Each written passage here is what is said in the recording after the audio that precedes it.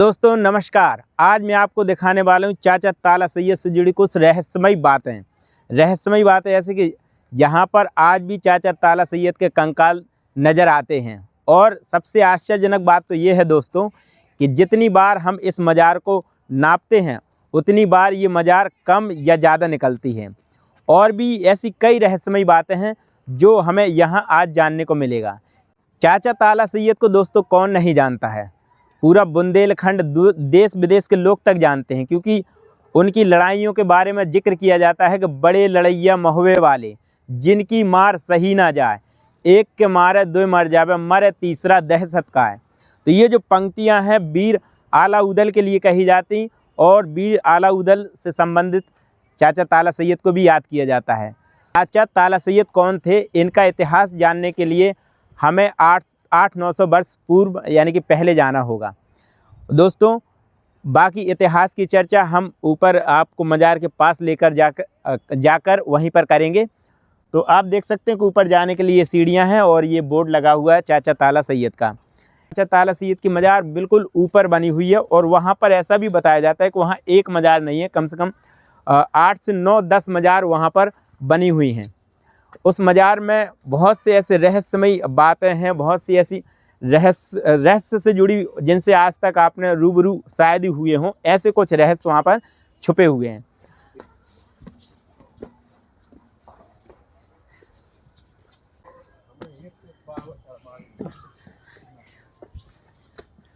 तो आप देख सकते हैं अभी नीचे से हम ऊपर आ चुके हैं और यहाँ तक आने के बाद सीढ़ियाँ ख़त्म हो जाती हैं और यहाँ से आप देख सकते हैं एक कच्चा एक रास्ता कहाँ था, रास्ता तो बनाया गया है, तो यहाँ से तो रास्ता नहीं है, लेकिन यहाँ के लोगों स्थानीय लोगों ने जैसे तैसे करके एक रास्ता निकाला है ताकि वहाँ तक हम पहुँच सकें।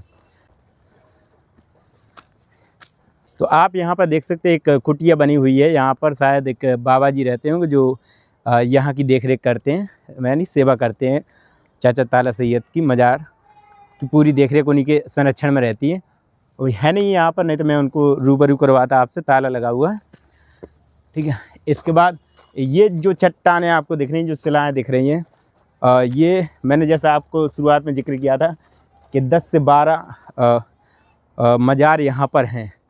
तो 10-12 मज़ार यहाँ पर हैं। तो ये जो पूरा इलाका आपको दिख रहा है ना, ये पूरे जो शिलाएँ जो रखी हुई हैं सटा करके, अब तो अस्त व्यस्त हो चुकी हैं, अलग अलग दिखाई दे रही हैं, बिखरी पड़ी हुई हैं। इन्हीं में 10-12 मज़ार यहीं से लगी स्टार्ट होती हैं और ऊपर तक काफ़ी मज़ार बने हुई हैं। मैं दिखाने का प्रयास करता हूँ, आपको लेके चलता हूँ। और यहाँ तक आने के बाद देखिए, आपने देखा होगा कि वहाँ तक आने के बाद सीढ़ियाँ ख़त्म हो जाती और यहाँ से तो बस एक कंकरीला इलाका है, रास्ता है ही कहाँ है बनाया गया। देख सकते हैं ये जो मज़ारों का खंड यहाँ टूट के पड़े हुए हैं, कोई इधर पड़ा है, कोई उधर पड़ा है, तो ऐसे टूट चुके हैं ये खंड। अक्षरों में लिखा हुआ है चाचा ताला सैयद, ठीक है। तो चाचा ताला सैयद की ये मज़ार है। लगाने के बाद नीचे दिखा दें आपको, यहाँ पर देखिए अगरबत्ती के पैकेट्स वगैरह पड़े हुए हैं, मतलब अगरबत्ती की पॉलीथीन वगैरह पड़ी हुई हैं। तो यहाँ पर पूजा अर्चना करते हैं लोग श्रद्धा, क्योंकि मज़ार के यहाँ लोग आते हैं, चादर चढ़ाते हैं और अगरबत्ती वगैरह भी लगाते हैं। तो देख सकते हैं मज़ार भी चाचा ताला सैयद के ऊपर लगाई गई है। तो अभी जो चाचा ताला सैयद की मज़ार आप देख पा रहे हैं, ये क्या है कि मरम्मत करा दी गई है। यहीं जो बाबा जी की मैंने कुटिया दिखाई थी, बाबा जी और बाबा जी के साथ जो लोग भी मज़ार को चाहते हैं कि वो बनी रहे, अपना इतिहास ज़िंदा रहे, यहाँ के लोग अपने इतिहास को ना भूलें, ठीक है। तो इतिहास को ज़िंदा रखने के लिए यहाँ के जो भी लोग हैं, जैसे बाबा जी के संरक्षण में जितने भी लोग हैं, जो लोग सपोर्ट करते हैं अपने इतिहास को, तो उन्हीं के चंदे से जैसा भी जुड़ करके इस मज़ार को आज भी ज़िंदा रखा गया है। वैसे सरकार या कोई प्रशासन इसकी ओर ध्यान तो देता नहीं है, तो जो यहाँ के स्थानीय लोग हैं मिलजुल के जितना चंदा अंदा जोड़ करके उन्होंने इस मज़ार को सही सलामत फिर से बना के रखा है कि इतिहास जिंदा रहा। वैसे है नहीं बाबा जी, वरना मैं आपसे बहुत सारी बातें उनसे पूछवा के बताता। यहाँ पर आप देख सकते हैं चाचा ताला सैयद की मज़ार है, ठीक है। और यहाँ आप देख सकते हैं ये कन्नौज के राजा जयचंद के जो सेनापति थे यानी झम्मन खां, उनकी मज़ार है, ये बनी हुई है, ठीक है। शायद इन दोनों की मित्रता थी, तो इसलिए दोनों की मज़ार यहाँ पर मौजूद है। यहाँ पर चाचा ताला सैयद को दफनाया गया और यहाँ पर कन्नौज के राजा जयचंद जो थे, उनके जो सेनापति थे बैरम खां, उनकी मज़ार यानी कि उनको भी यहाँ पर लाके दफनाया गया। क्योंकि साथ ही में जब बैरागढ़ की लड़ाई हुई तो दोनों ही साथ में युद्ध में मारे गए। और कहते हैं कि अब कई राजनीतिक तरीके से मारा गया और कई बार धोखाधड़ी मतलब किस तरीके से मारा गया इसको लेके भी विवाद हैं। उनके साथ कुछ और भी साथी थे जो उस युद्ध में मारे गए थे, उनकी मज़ार भी यहाँ पर दिखा सकते हैं आप। ये चादर चढ़ी हुई हैं यहाँ पर, तो 10 से 12 मज़ार यहाँ पर दफनाई गई हैं। और यहाँ पर भी कुछ मज़ारें हैं दफनाई गई हैं। यहाँ पर है कि यहाँ पर आज भी कंकाल दिखाई देते हैं, ठीक है। बस कंकाल को ढांक दिया गया ताकि वो लोगों को ज़्यादा नज़र ना आए, तो इस वजह से इसको ढांक दिया गया। जिंदा सबूत के तौर पर आज भी कंकाल साक्ष्य नज़र आते हैं और दिखाई देते हैं। क्या है कि मज़ार के ऊपर जो चादर चढ़ी हुई आपको दिखाई दे रही है, ये चादर आपको कभी भी फिक्स नज़र नहीं आएगी। क्यों? क्योंकि जब भी आप यहाँ पर चादर चढ़ाने आएंगे और चादर चढ़ाने के बाद जब भी आप दोबारा आएंगे तो इस चादर का माप जब भी लेंगे ये हर बार आपको अलग माप की दिखेगी, मतलब हर बार कम या ज़्यादा नज़र आएगी। ठीक वैसे ही जैसे मैंने आपको मज़ार के बारे में बताया था ना कि मज़ार को जब भी आप माप लेंगे तो ये कभी ज़्यादा और कभी कम नज़र आएगी। मतलब ये बहुत ही आश्चर्यजनक बात है कि मतलब आज भी लोग अचंभे में पड़ जाते हैं कि ऐसा भी हो सकता है। इस बात को लेकर बहुत से लोग अचंभित हो जाते हैं और ये वास्तव में सच्ची घटना है और सच्ची बात है। आप भी आइए इस बात को, आपको यकीन हो, मापिए इस मज़ार को और मापने के बाद फिर दोबारा आइए तो आपको पता लगेगा। तो अब बात करते हैं चाचा ताला सैयद का इतिहास क्या रहा है, और बड़ी ही दिलचस्प कहानी है। हमें इनका इतिहास जानने के लिए 800-900 वर्ष पहले जाना होगा और यहाँ का इतिहास यहाँ के स्थानीय लोग बड़े अच्छे गहराई और दिलचस्प तरीके से बता सकते हैं। तो यहाँ के एक स्थानीय व्यक्ति हैं भाई, तो आइए भाई हमारे चैनल पर। तो ये भाई यहाँ के स्थानीय व्यक्ति हैं, महोबा के रहने वाले हैं। तो ये पूरी कहानी आपको बताएंगे चाचा ताला सैयद कौन थे और कैसे ये यहाँ तक महोबा से रिलेशन उनका स्थापित हुआ। तो भाई आप बताइए कि चाचा ताला सैयद की कहानी। सबसे पहले आपके चैनल के दर्शकों को धन्यवाद करना चाहता हूं आपका ठीक कि आप यहाँ पर आए हैं। बिल्कुल। तो अब यहाँ जैसे आज चाचा ताला सैयद की मज़ार है, कोई आम मज़ार नहीं है।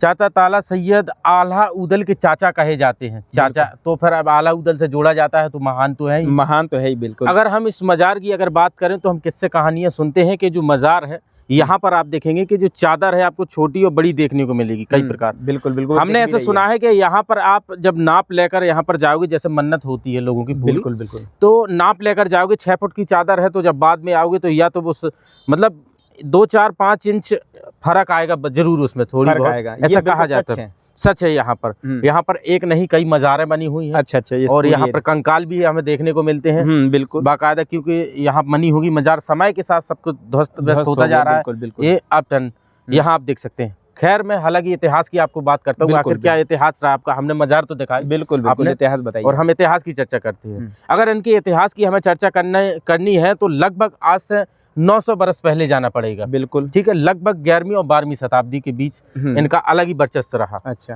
कहा जाता है कि चाचा ताला सैयद का जन्म गोरखपुर के तालीग्राम में हुआ था। अच्छा, गोरखपुर के तालीग्राम था एक वहाँ गांव। जब इनका जन्म होने के बाद कहा जाता है कि पूत के पांव पालने में ही दिख जाते हैं, यानी कोई बच्चा अगर निपुण है तो उसकी अलग ही पहचान पता लग जाती है, बचपन ही से पता लग तो क्या होता है उसी को निपुणता को लेकर कई जैसे अभ्यास होते हैं। आपने देखा होगा मेले में प्रतियोगिता होती है, तो इस प्रकार से ये खेला करते थे, अभ्यास किया करते थे। इसी के चलते हुए अब इन्होंने कहा कि मुझे नौकरी करना है, तो ये बनारस के राजा के यहाँ नौकरी करते हैं। नौकरी करते हैं काफ़ी समय तक, करने के बाद वहाँ सेना का कार्यभार संभालते हैं, क्योंकि बहुत अच्छा नॉलेज हो गया था ना सेना का। बिल्कुल। फिर कहा जाता है कि अचानक से राजा से अनबन हो जाती है और चाचा ताला सैयद की। तो फिर चाचा ताला सैयद फैसला लेते हैं कि हमें बनारस के राजा के यहाँ नौकरी नहीं करनी है, अब मैं जा रहा हूँ। क्योंकि कन्नौज के राजा जयचंद थे, उन्होंने कहा था कि आपको जब भी आपको ऐसा लगे कि हमारे यहाँ आना है तो बेफिक्र आप आइए, स्वागत है आपका। क्योंकि बहुत अच्छी घनिष्ठ मतलब वार्तालाप थी उन लोगों की। तो वहाँ से भी उन्होंने फैसला लिया। आप राजा कन्नौज के थे जो जयचंद, उनके यहाँ जा रहे थे। तो क्या है कि उत्तर प्रदेश में कानपुर में बिठौर का मेला लगता था उस समय, और आज भी बिठौर है, आज आपने सुना हो। बिल्कुल। और वहीं पर क्या होता है कि मेले से होकर गुजर रहे थे तो मेला लगा था, तो उन्होंने कहा क्यों ना हम रुक लिए। अब हम भी कहीं रास्ते में जाते हैं तो हम रुक जाते हैं, हम वहाँ पर रुक जाते। बिल्कुल। तो अचानक से वो वहाँ पर रुक जाते हैं, मेला देखते हैं। और मेला में क्या है कि तमाम जब मेला लगता था जब उस समय का, तो तमाम राजा महाराजा आया करते थे। बिल्कुल। तो ऐसे ही महोबा के जो राजा थे परमार, उनकी रानी थी मलहना जी। मलहना जी भी मेला देखने के लिए गई थी, क्योंकि एक मान्यता थी, जैसे कहा जाता है आजकल तीर्थ स्थान में स्नान करना, कुछ इस प्रकार की कहानियाँ चलती हैं। तो उसी प्रकार बिठूर के मेले में गए। जाने के बाद क्या होता है कि रानी मल्हना के पास 9 लखा हार था।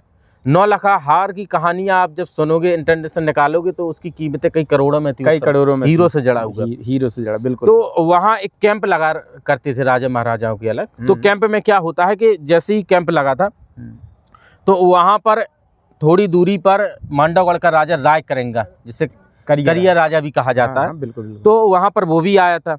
वो इसलिए आया था कि उसे 9 लाख का हार खरीदना था। हार इसलिए उसे खरीदना था कि क्योंकि उसकी बहन थी। अच्छा। बहन ने डिमांड करी थी कि मुझे हार चाहिए भैया, मुझे हार। तो उन्होंने कहा मैं हार लेकर आऊंगा। और एक भाई अपनी बहन को कैसे निराश कर सकता? हाँ, कभी नहीं निराश कर सकता। तो क्या होता है कि वहाँ पर जैसे पहुँचता है, वो मेले में जैसे जहाँ ये चीजें मिलती हैं, तो वहाँ पर वो 9 लाख का हार उपलब्ध नहीं था। अच्छा। अब राय करेंगे का मूड खराब हो गया। अब क्या किया जाए, बहन को उपहार भी देना है, उपहार भी और मिल ही रहा है। तो हार तो ना मिला, मगर धोखे से उरई का राजा मामा माहिल मिल गया। अच्छा। मामा माहिल, महोबा का मामा कहा जाता है। महोबा का मामा। हाँ, क्योंकि मल्हना का भाई था वो, और वो यहाँ ईर्ष्या किया करता था, बहुत जलता था महोबा के ऊपर। अच्छा अच्छा अच्छा। इसकी खैर अलग कहानियां हैं कि किस प्रकार से एक समय बताया जाता है कि वो यहाँ पर भी मतलब रहा करता था पहले, फिर इसके बाद उरई चला गया था, तो कोई ईर्ष्या थी मन में। तो वो जैसी राय करेंगा को मिलता है, तो राय करेंगा कहते हैं कि हार नहीं मिल रहा है और कहाँ मिलेगा। तो वो कहते हैं हार टेंशन मत आप लीजिए, हार आपको मैं बता रहा हूँ, इसके लिए कुछ करना पड़ेगा। हाँ, तो वो एक योजना मामा माहिल इतना उसे भर देता है। भरने के बाद बताया जाता है कि जो राय करेंगे की सेना की टुकड़ी थी, उसे चक्कर लगाकर खड़ी हो जाती घेर करके उनको। अब उस समय क्या है कि महोबा के जो सैनिक होंगे काफी, और जैसा भी हो बताया जाता है कि जब वो हार की डिमांड रखता है, तो वहाँ पर रानी मल्हना थी, मल्हना से हार मांगता है। तो वहाँ पर चाचा ताला सैयद थे, तो वो देख लेते हैं कि ये हार किस प्रकार से जबरदस्ती छीनने की कोशिश कर रहे हैं। तो चाचा ताला सैयद के अंदर एक खासियत थी कि वो कभी किसी का अनर्थ नहीं देख सकते थे, चाहे उन्हें अपनी जान पे क्यों ना खेलना पड़े। तो वहाँ पर अपनी तलवार निकालकर ये लड़ने के लिए तैयार हो जाते हैं। बताया जाता है कि फिर राय करेंगा मतलब वहाँ से वो परास्त हो जाता है। परास्त, थोड़ी बहुत लड़ाई तो हुई होगी थोड़ी बहुत, बिल्कुल। तो जैसा भी हुआ होगा, इसके बाद रानी मल्हना यहाँ आती है, और बताया जाता है कि जब यहाँ के राजा परमार थे, तो वो चंदेल शासक, तो वो डिमांड रखते हैं कि आप हमारे यहाँ आइए, हमारे यहाँ नौकरी करिए। यहाँ पर आने के बाद जब दरबार में पहुँचते हैं, तो चाचा ताला सैयद कहते हैं कि हम कन्नौज के राजा जयचंद के यहाँ जा रहे हैं। तो इन्होंने फिर कहा राजा परमार ने कि आप हमारे यहाँ नौकरी कीजिए, और नौकरी नहीं, आपको सेना का कार्यभार संभालना है, आपको एक बहुत बड़ा दायित्व है। इसलिए है क्योंकि मैं लड़ाई तो नहीं करता, क्योंकि आपने सुना होगा राजा परमार के बारे में कि संन्यास लिया। तो हमारे यहाँ लड़ने के लिए कोई है नहीं है। और आलाउद्दीन के जो पिताजी थे दक्षराज बखराज, हाँ, बताया जाता है कि उनके किस प्रकार से एक धोखे से मार करके उनकी मृत्यु कर दी जाती है, सिरों को टांग दिया गया था। हाँ, वो खैर अलग कहानी है। तो इस प्रकार से चाचा ताला सैयद फिर यहाँ पर बताया सेना का कार्यभार संभालते हैं, सेनापति के रूप में यहाँ पर काम करने लगते हैं। उस समय आल्हा और उदल छोटे छोटे थे। अब छोटे बच्चे, एक बड़े कोई होगा तो उसे क्या कहेंगे, चाचा तो कहेंगे, इसीलिए चाचा चाचा कहकर पुकारा करते थे। पुकारने के बाद क्या होता है, तो इसी प्रकार से उनका नाम चल गया चाचा ताला सैयद, इनका नाम होगा पहले का। बिल्कुल। तो नाम हो गया चाचा ताला सैयद। होने के बाद बताया जाता है आल्हा उदल को युद्ध की जो कला है इन्होंने सिखाई थी कि किस प्रकार से। उसी प्रकार से बताया जाता है बामुनगढ़ के जो युद्ध लड़े इन्होंने। और एक कहावत भी है महोबा में, खास तौर पर बुंदेलखंड महोबा में, कि बड़े लड़ैया महोबे वाले जिनकी मार सही न जाए। महोबा का नाम आ गया ना। बिल्कुल। जिनकी मार सही न जाए, एक हमारे दुई मर जावे, तीजा खौफ खाए मर जाए, और मरे के नीचे जिंदा लोग ऊपर लोथ लई लटका। यानी जो मर जाता था तो मरे के नीचे वो कहता था कि आल्हा मुझे ना मार दे, मैं इसके मरे के नीचे दब जाऊं। इस प्रकार से बिल्कुल सही बात। तो इन्होंने बामन लड़ाइयाँ लड़ी, और इन्होंने बताया जाता है चाचा ताला सैयद ने साथ दिया।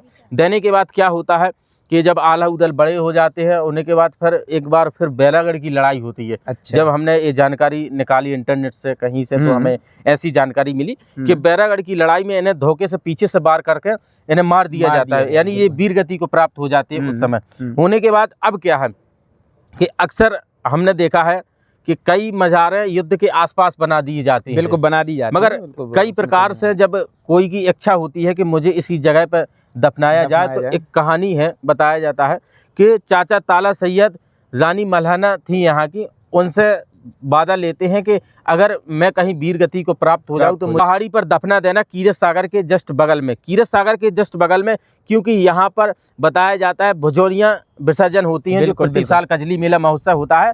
और यहीं से कुछ दूरी पर यहीं से कुछ आला उदल पृथ्वीराज चौहान से भी युद्ध हुआ था। तो बाद में जब बताया जाता है युद्ध समाप्त होने के भुजोरियाँ विसर्जन हुई थी। बिल्कुल तो फिर बताया जाता फिर ये पहाड़ी मतलब इन्हें पसंद ही होगी, हाँ, इन्हें अच्छा लगता होगा यहाँ पर। तो उन्होंने डिमांड रखी थी कि यहीं पर मुझे आकर दफना देना। तो बताया जाता है यहाँ पर दफना दिया जाता है। और ये उसी प्रकार से आप देख सकते हो जो चंदेलू पत्थर यूज किया गया है यहाँ पर। आप मजारें आप देख सकते हैं, ये जो पत्थर आप देख रहे हैं मजारों में चंदेलकालीन पत्थर है दोस्तों, आप देख सकते हैं उसी प्रकार से बना। और आज ये आप देख सकते हैं मजार कुछ इस प्रकार है और थोड़ी बहुत क्षतिग्रस्त है। तो लोग यहाँ पर देख सकते हैं जो यहाँ बाबा जी रहते हैं वो लगभग हमें लग रहा है यहाँ पर मरम्मत करते होंगे। बिल्कुल। तो यहाँ आप देख सकते हैं बगल में हमें कीरत सागर नजर आता है बिल्कुल इस तरफ। और कीरत सागर का खैर अलग इतिहास है, आपने पारस पत्थर के बारे में सुना होगा। बिल्कुल बिल्कुल, मैंने काफी इतिहास महोबा का इतिहास दोस्तों बहुत ही रोचक है। जैसे कि इन भाई साहब ने बताया, एक बड़ी ही दिलचस्प कहानी है। मुझे तो सुनने में बड़ा आनंद आया। आपको कैसा लगा वो तो आप कमेंट करके ही बताएंगे। खैर मुझे थोड़ा सा जानकारी इन मज़ारों के विषय में दीजिए थोड़ा सा। यहाँ पर ऐसा सुनने में आया कि यहाँ पर एक नहीं कई मज़ारे हैं। हाँ, कई मज़ारे हैं। आपको देखिए यहाँ एक तो ये है, और यहाँ थोड़ा आगे और आगे भी बहुत सारी मज़ारे बताइए देखने को मिलेंगी और बहुत ही अलग प्रकार से ये जो मज़ारे हैं ये मज़ारे ही लगभग यहाँ से बने। हाँ, मज़ारे हैं। और यहाँ पर आज तो देख सकते हैं, वैसे देखा जाए तो ये जो चबूतरा आपको दिख रहा है कैमरे में दिखा, ये जो चंदेलू पत्थर कहा जाता है, मतलब नाम दिया गया चंदेलू, हालांकि खैर पत्थर का नाम वैसे अगर ये मान के चले तो हम मज़ारों पे ही खड़े हुए हैं लगभग। हाँ, मज़ारों पे। ये आप देख सकते हैं जहाँ तक ये चंदेल पत्थर दिख रहा है, ऐसा है ना, वहाँ तक पूरा चबूतरा बना हुआ है, इसी के नीचे पूरा दफन है, उसी पे खड़े हुए हैं। हाँ, इसी पे। तो आप देख सकते हैं। और इसके बाद आइए मेरे साथ थोड़ा सा और दिखा दीजिए। ये देखिए यहाँ पर भी मज़ार है और पूरा ही क्या कहना पूरा ही बना हुआ है, पूरा मज़ारी मज़ार। ये देखिए सिलाएँ निकल चुकी हैं, लेकिन उस समय की मज़ारें आज भी जिंदा हैं। ये साक्ष्य के तौर पर हैं। और ये जो मैंने आप दिखाया था आपको बाबा जी, तो यहाँ पर ये जो मज़ार जो ऊपर आप यहाँ पर देख सकते हैं ना, आपको यहाँ पर कई अच्छा आसमान ज़्यादा। चलो कोई दिक्कत नहीं। चलो तो दोस्तों देखो आपने देख लिया होगा, थोड़ा सा और दिखा दें आप पीछे से। और कैसा लगा हमारा वीडियो ये आपको बताना होगा कमेंट करके। और जैसा कि भाई ने हमें बताया कि यहाँ की कहानी जिस तरीके से दिल को छू ले गई, यानी कि कहने का मतलब एक तरीके से जिस तरीके से कोई फिल्म या मूवी हम देखते हैं और उसमें खो जाते हैं, किसी मूवी से कम नहीं है यहाँ की कहानी। बाकी में दिल को छू लेने वाली। और कहते हैं ना कि चाचा ताला सैयद वास्तव में अन्याय को बर्दाश्त नहीं करते थे, और किसी भी कमज़ोर व्यक्ति पर अगर जुल्म हो रहा हो तो तुरंत उसके खिलाफ आवाज़ उठाते थे। खैर मुझे तो ये कहानी बहुत बढ़िया लगी। आपको कैसी लगी कमेंट करके ज़रूर बताना। और आज के लिए बस इतना ही, और आप कहाँ से ये भी बताना। Thanks for watching this.